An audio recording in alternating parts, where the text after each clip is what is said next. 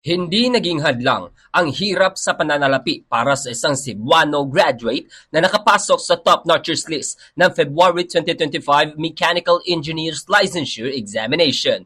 Ito ang ibinahagi ni John Ray Villeta Favre na nasa rank 10 ng nasabing pasulit na may rating na 88.90%. Ito ang naging pangunahing ikinabahala niya dahil may bayad ang mga review center at nang matapos siya sa kolehiyo, hindi agad ito nakahanap ng trabaho. Gayunpaman, dahil sa suportang natanggap niya mula sa kanyang pamilya na naging posible ito at maging ang kanyang mga ipinagdasal ay makapasa lang ay sapat na. Ngunit dahil sa kanyang pagsusumikap ay nakapasok pa rin ito sa top notchers list. Hindi man anya inaasahan na mapabilang siya sa ranking, labis ang kanyang pasasalamat sa lahat ng naniniwala sa kanya at sa puong may kapal sa pagdinig sa kanyang mga dasal. Pinakauna po is financial. Mahirap po kasi after graduation, hindi pa ako nakapagtrabaho. Tapos review agad. Tapos may bayad pa sa review center, allowance, pagkain. So, ang ginawa ko talaga is, before I start yung review, nagtinda na ako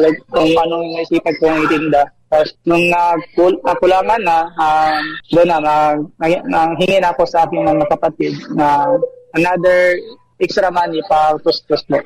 Mula rito sa lungsod at lalawigan ng Cebu, ako si Bombo Kianapor para sa number 1 and most trusted radio network in the country, Bombo Radio Philippines. Basta Radio, Bombo!